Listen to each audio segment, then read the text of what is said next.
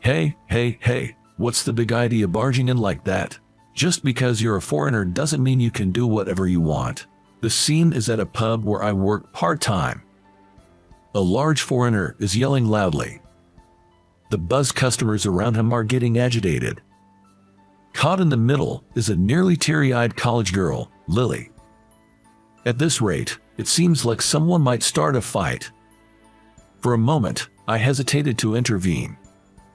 If I did, they might find out the secret I've been hiding since I started working here. Everyone might be heartbroken when they find out about my hidden past. But seeing the distressed Lily made all my fears seem insignificant. I wanted to help her. With that determination, I stepped out of the kitchen and stood in front of the irate foreigner. And then, my name is Max. Ever since I was young, I've struggled with social interactions. It didn't matter the gender or age, I simply found it hard to converse with others. I remember feeling this way since kindergarten. Back then, what interested me the most were books. I started with picture books and gradually became interested in novels. Of course, many of the words were too advanced for me at the time, and I probably didn't grasp more than half of the content. Nevertheless, I thoroughly enjoyed trying to understand the settings and the emotions of the characters. That process was my greatest joy. However, understandably, my peers weren't interested in that at all. When I tried to talk about it, they'd say, "I have no clue what Max is talking about." Conversely, I couldn't relate to the cartoons or comics they discussed. Ever since then, I've lived a life avoiding much interaction with others. But you can't go through life all alone. My laid-back mom, noticing that I, now in college, still spent most of my time alone, told me, "You should really get out more and make at least one friend. If that's too much, at least get a job and see more of the world." Of course, I understood what my mom said, but I really didn't want to interact with people. I was even looking for a job where I could work independently. You can't go through life all alone, you know. Actually, if you took up a part-time job or something, you might find some folks you really click with. Even my dad sided with my mom. Reluctantly, I realized they were both teaming up to tell me this. Given the circumstances, right after graduation, I started looking for a part-time job. Around that time, the only senior at college who would talk to me referred me to a pub. When I explained the situation, he said, "If that's the case, want to try working here?" So, I ended up working at the pub he recommended. That pub isn't part of a chain or anything. It's run by my senior, who's the manager. According to senior, it's an old establishment handed down from his grandfather, and the menu shows its age. It's worn and torn in places. I really like the unique taste it has. The manager, either seriously saying this or just not wanting to change things, would set things up with a laugh that made you unsure of his true intention. The seating arrangement included a few counters and tables, and the establishment only had 2 small booth areas. Moreover, the manager was seldom at the restaurant. As he had other tasks to attend to, he usually left the place to his assistant manager, named John. That guy really works me to the bone. He always makes me do the complex dishes, so my cooking skills just keep improving. Yet, my pay doesn't reflect it, John said with a chuckle, quickly preparing dishes. As John himself would say, he was truly skilled in cooking. Not only was he efficient, but his seasoning was spot on. Especially his omelet. It was so fluffy and wobbly, it felt like you could actually hear it jiggling. The regulars who visited the pub would almost certainly order the omelet made by John. There was another employee in the pub. The only female staff member was Lily, who worked part-time. Being a college student, she worked 3 times a week. Unlike me, she spoke brightly with everyone and had a dazzling smile. Regulars often commented, "You know, the reason I keep coming back here is because of Lily." Although I was grateful for the job, I wasn't good at customer service. Dealing with tipsy customers was particularly tough, and since I often couldn't communicate well with others, I was mainly relegated to the kitchen. The kitchen was John's territory. Despite him being faster on his own, he seemed to purposely delegate tasks to me. Thanks to that, my cooking skills improved rapidly. I've always had a passion for cooking. It's something I can quietly focus on by myself, without needing conversation. Never did I think this trait of mine would be so useful here. Contrary to my expectations, this place gets quite a crowd. When I was first introduced to this gig and saw the somewhat old-fashioned establishment, I assumed not many folks would frequent it. Boy, was I wrong. This joint has an assortment of alcohols, from popular domestic brews to rare local spirits, even international liquors, all thanks to the manager's fondness for booze. I still wonder where he sources them from. The location is prime too. It's conveniently located near major highways and exits, with plenty of traffic passing by. A short stroll away, there's a residential area. We get all kinds of customers, from long-time regulars to college students fresh out of their club activities.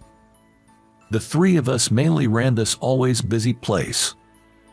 To think that it was managed by just two people before I came aboard is mind-boggling. Lily, though occasionally messing up orders, has many fans among the customers. "It's all right, kiddo, I lead it," the old man often says, stepping in to help out. John often grumbles, "Darn, where's the manager goofing off now? Think I should deep fry him or something," but he's always cooking with a grin on his face. "John, this omelet is just out of this world," Lily's voice echoes from the dining area. To which he'd reply, "All right, I'll whip up another one for free, on the house." Sure, it was a busy gig, but I look forward to every shift. Half a year flew by since I started. Every day was hectic, but it felt hundreds of times more fulfilling than before. I was getting more adept in the kitchen, and could even anticipate what John needed without him asking. At times, I'd also help Lily out. Helping, in this context, meant delivering dishes to the tables closest to the kitchen. After closing up, the four of us would occasionally have drinks. The manager would bring out some fancy drink he wanted to try, offering everyone a glass. John, on the other hand, would quickly prepare some delicious snacks that paired perfectly with the drink. And it's always typical for Lily to grumble while she drinks. Lily is in the literature department, majoring in classical literature. She wants to be a librarian in the future. Her words excited me. Indeed, living surrounded by books sounds wonderful. For me, such days would be a luxury. Sadly, being in a science department, I can't get a librarian's certification. When she gets tipsy, she starts talking non-stop about infamous stories of famous authors. You know, I love Fitzgerald. Oh, I mean F. Scott Fitzgerald. But just for his looks. John sighed. How many times have I heard that? Fitzgerald was a jerk, right? John probably had heard these complaints way before I started working here. Not just him. Fitzgerald stalked Hemingway, and Hemingway had stalked Fitzgerald. So, what you're saying is, all we got from classic literature are stalkers. Aren't there any decent guys? The manager urged Lily to improve the image of classical literature. Well, Poe was always in debt, and Bukowski was known to love his alcohol, to a fault. Lily, in her drunken state, couldn't help but lower the reputation of these literary figures. Even these famous guys were this bad, right? Men are just the worst in the world. What a radical statement. Though I thought so, both the manager and John were like, yeah, all men are trash, trying to comfort her. It wasn't the first or second time Lily made such remarks. Whenever we had a drink after work, she would always bring up these authors as examples to stress how terrible men are. I have a feeling she might have had a bad experience with a guy in her past. But neither John nor the manager asked her for details, nor did they explain anything to me. I was curious, but I couldn't ask Lily directly. I was also surprised that I became interested in Lily's past. Before I knew it, I became intrigued by a coworker, which was quite unexpected for someone like me who generally isn't interested in others.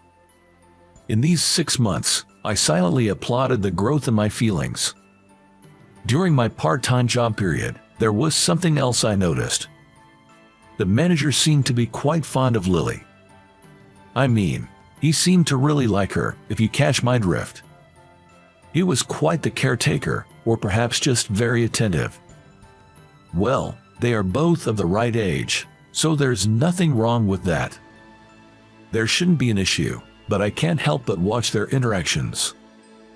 That's how my days went by.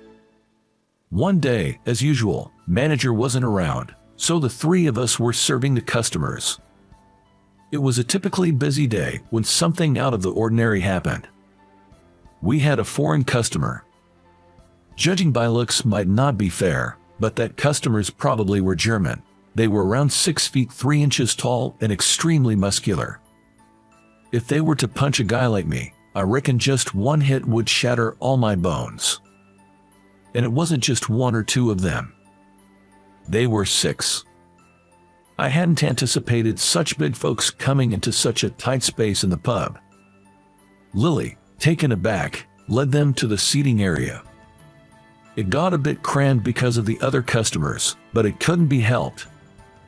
The foreign customers seemed to understand the place was busy, so they didn't complain and just ordered. Their English was broken, but Lily managed to take the orders and safely return to the kitchen. Phew, I made sure to take that order very carefully.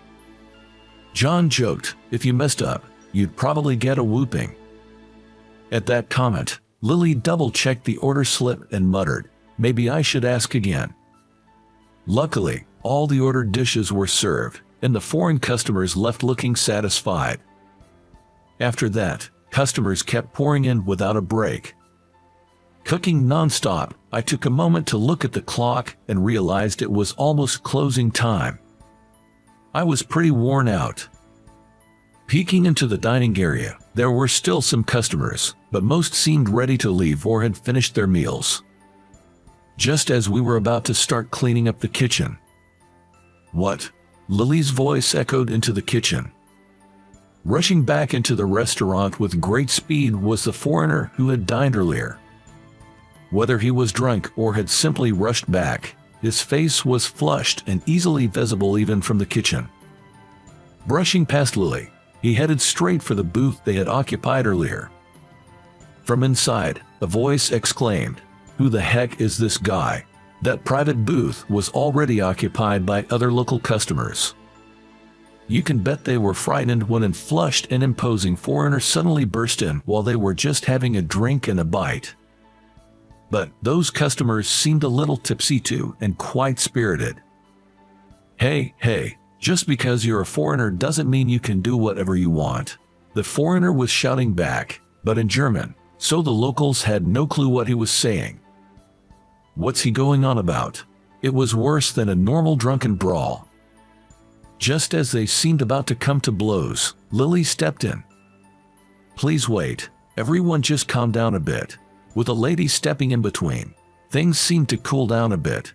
However, the foreigner then began to interrogate Lily. He had been speaking in broken English earlier because he was calm, but now he was rapidly firing questions at Lily in accented German.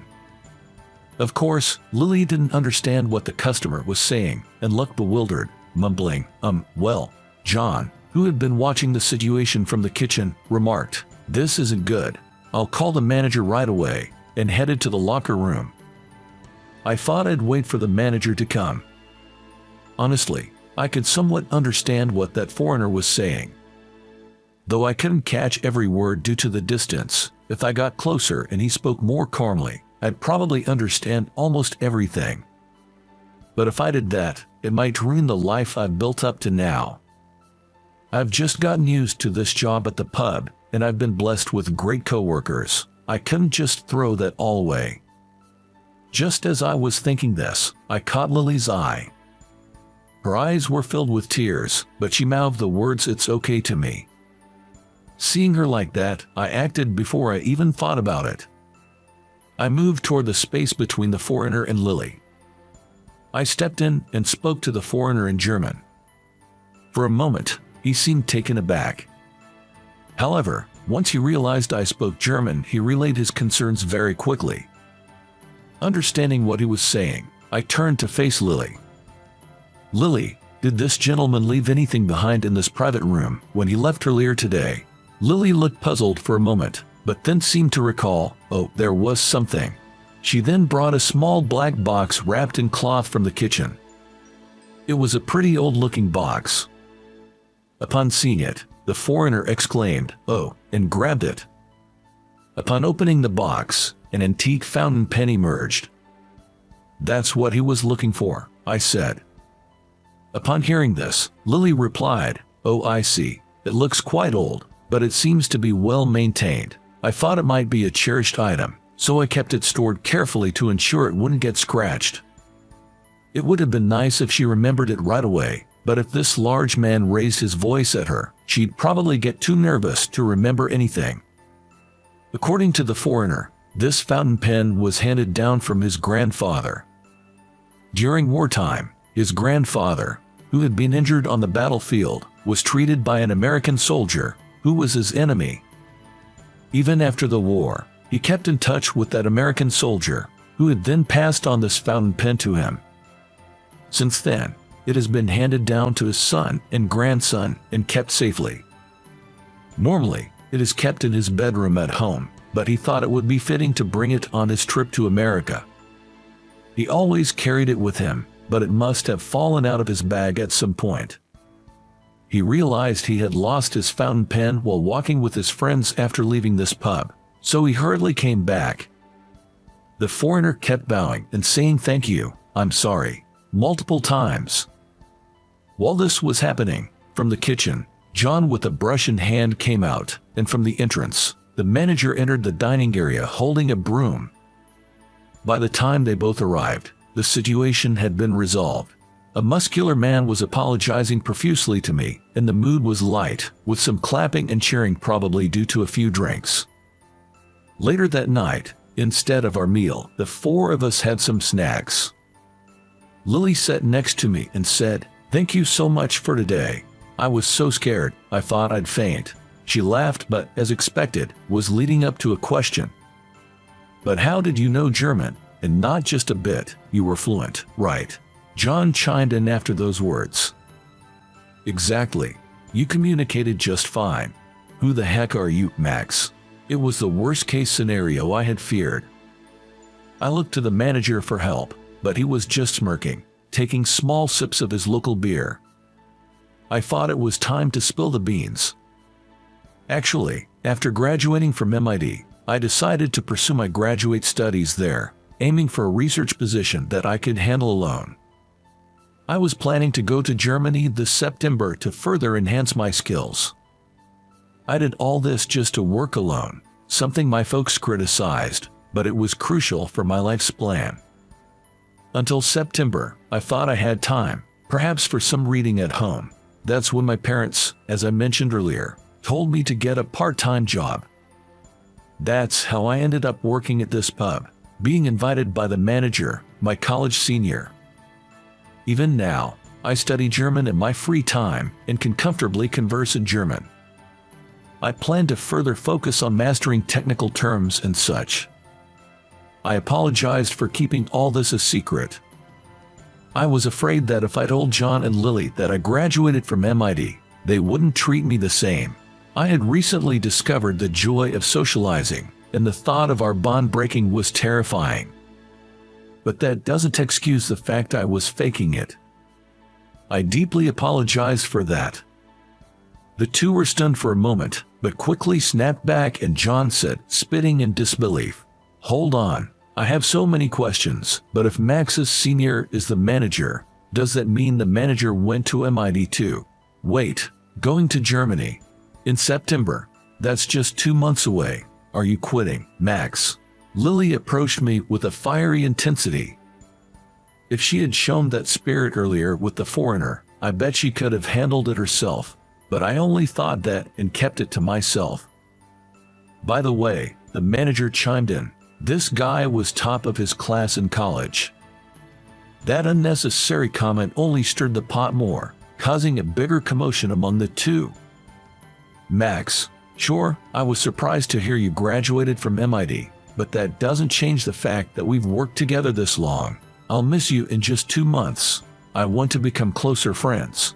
From that day on, Lily seemed to warm up to me, and I too began to trust her more. Every day, although gradually, I found myself laughing more. However, an issue arose just a week before the end of my part-time job.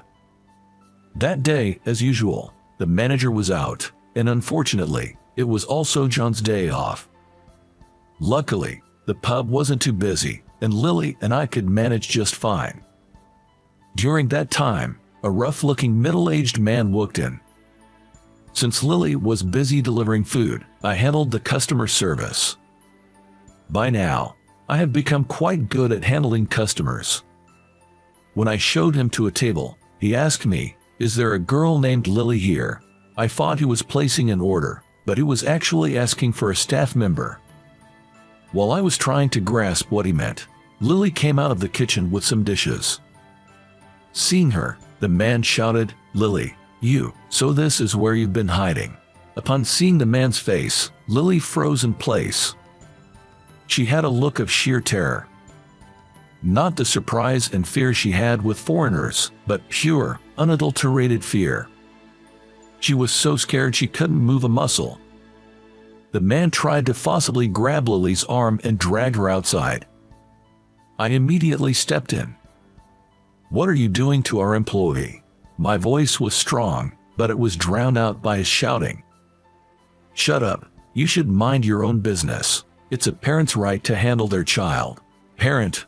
Is he claiming to be Lily's father? Yet, he doesn't seem to be lying. Just because you're a parent doesn't mean you can do whatever you want. What's wrong with you? My words annoyed him, and he kicked over a chair in the pub.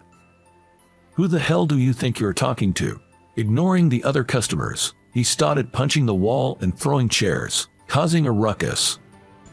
Screams erupted from the surrounding customers. This could lead to police involvement. Unfortunately, I'm your typical geek. I've never been in a fight my whole life.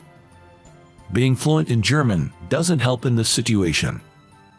Lily's in trouble right in front of me, and I'm helpless. Lily's father shouted at me, "What can a little punk like you do?" and took a swing. But I had no idea how to dodge, so I just closed my eyes, bracing for impact. I heard a dull thud. Yet, I felt no pain. Hesitantly, I opened my eyes and saw a wall in front of me. To be precise, it was a massive, wall-like back. I remembered. Today, in the back private room, that foreigner Eric with the fountain pen had come in with his buddies. Eric said in broken English, "Oh nice, is it my turn now?" flexing his fist. Lily's father was taken aback for a moment by the sudden appearance of the imposing man. But he quickly regained his confidence and shouted, "What's with the foreigner stepping in?" Eric then began speaking in German, his voice calm but with palpable anger. Lily's dad didn't understand a word the big foreigner in front of him was saying. To make matters worse, he soon realized he was surrounded by Eric's crew. He looked like a dwarf surrounded by giants. Eric asked me to translate. Just to clarify, I'll translate exactly what Eric is saying. I began. "I serve as a police officer in Germany. It's a dangerous job, often confronting violent criminals. I can't arrest you here in the US, but turning you over to the local authorities would probably be easier than facing some of the criminals back home. If it comes to that and you resist, be prepared to get hurt. You might need a few months to fully recover, or so," he says. Soon after, the other foreigners started sharing their professions. "I'm a boxer. I'm in the military." Each profession seemed tough. It appeared the confidence of the once bold father was shattered as he hastily and clumsily retreated. As he left, the surrounding customers showered Eric and his muscle crew with applause. Lily respectfully bowed and expressed her gratitude. She asked me to translate her feelings, but when I assured her that her gratitude was evident to Eric and the others without any translation, she let out a sigh of relief. Eric and his friends apparently traveled from Germany to the US to attend the wedding of an American friend. That friend, it seems, is also an American football player. Eric wanted to express his gratitude to Lily for carefully storing his cherished fountain pen, so he visited the pub once more before heading back to Germany. Of course, he added that he also enjoyed the food here. In particular, he loved the variety of liquor they had. He was grateful that they took care of his grandfather's cherished item, and felt relieved that he could now reciprocate the kindness. He said it now felt easier to head back to Germany. Tears streaming down her face, Lily bowed deeply as she and I bid Eric and his group goodbye. After closing up, I quickly phoned the manager to fill him in on the day's events. He listened silently throughout the conversation, but when I finished, he slowly began to speak. What the manager revealed left me quite surprised. Turns out, the manager was Lily's maternal uncle. He was 16 years younger than his sister, Lily's mother, making Lily his niece. The manager, a successful businessman, was running the pub as a hobby. Lily's parents had had an arranged marriage. Apparently, arranged marriages are still common among the elite and prominent families. Even though they were married, her father had a short temper, easily getting physical at the slightest provocation. To top it off, he apparently had an affair. This became the final straw that led to their divorce. However, he vanished without paying any alimony or child support. Growing up, Lily had witnessed her father's behavior, leading her to develop a distrust towards men. Even though she led a comfortable life with her mother after the divorce, Lily still struggled with this mistrust. Her father's side of the family went into debt after their business venture failed. This time, the reason why they tried to take Lily with them is unclear. The manager said that they might have intended to demand money from Lily's maternal grandparents using Lily, or they might have tried to make money using her. I was simply taken aback by Lily's father. I couldn't believe that not only did he physically abuse his own daughter, hitting and kicking her, but he also had the audacity to ask for money. He was worse than any lowlife Lily ever complained about. But just because such a scumbag was driven off by a foreigner once, doesn't mean he wouldn't come back a second or third time. When I expressed this concern, the manager said, "Don't worry, I'll handle it. It's my pub after all. It can't let you steal all the glory, right?" I could tell he was smirking even over the phone. Later, there was a news article about a company's CEO being arrested for tax evasion in a corner of the newspaper. The company had been struggling for a while, and there were reports of unpaid wages to employees and illegal working hours. The article said company CEO, but the man in the newspaper photo looked quite shabby. I wasn't sure if that man was Lily's father, as I honestly didn't remember his face, but since then, he never came looking for Lily. A few days before heading to Germany, I finished my last shift and was ready to go home. "Max, are you really leaving? Without you, this place won't run. It's probably on its last legs, you know." As always, John had sharp words for the manager. With tears streaming down her face, she tried to stop me. "When you come back to the States, you absolutely have to visit this place. I'll be waiting," said the ever-cheerful Lily. I replied, "Definitely," and then left the pub. Lost in thought about the whirlwind past few months, my phone buzzed with a text notification. It was a message from Lily. "Can we keep in touch?" Seeing the message, I immediately turned around and ran back to the pub, which was now out of sight. When I arrived at the pub, Lily was already standing at the entrance. "The manager said he's taking the day off, so you can head home," Lily said, looking puzzled. Through the pub's window, I could see the manager giving a thumbs up. Seeing that, I blurted out, "Lily, there's something I really want to talk about." I had been engrossed in my research in Germany.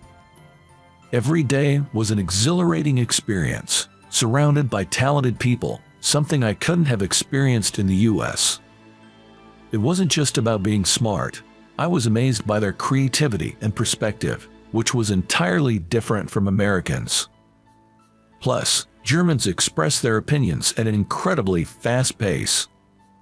To be honest, every day I'm struggling to keep up with the conversation. I kept checking my watch. Only 5 minutes had passed since I last checked. Noticing this, a fellow researcher named Payne teased me. "Keep checking your watch like that, and your girlfriend's gonna get jealous." The group around burst into laughter. "I get to see her today after so long. I really need to go," I replied. Even as Payne and the others continued their banter, I made my way to the airport without another thought. While waiting for Lily at the airport, I found myself lost in thought. Relationships with others are indeed a mysterious thing. Reluctantly, I'd taken up a part-time job at the insistence of my parents. In just a few months, I'd gotten the hang of customer service. I'd lived a life avoiding interactions and had planned to continue doing so. Now, here I was, being teased by colleagues and waiting for my girlfriend at the airport. I wondered how Eric, that brought Lily and me closer, was doing. Becoming his interpreter and even handling her overbearing father had solidified our bond. It's incredible how small interactions can yield such significant results. Engaging with others truly enriches life, I realized. As I was having this thought, a familiar voice called out from behind. "Hey, Max, sorry to keep you waiting."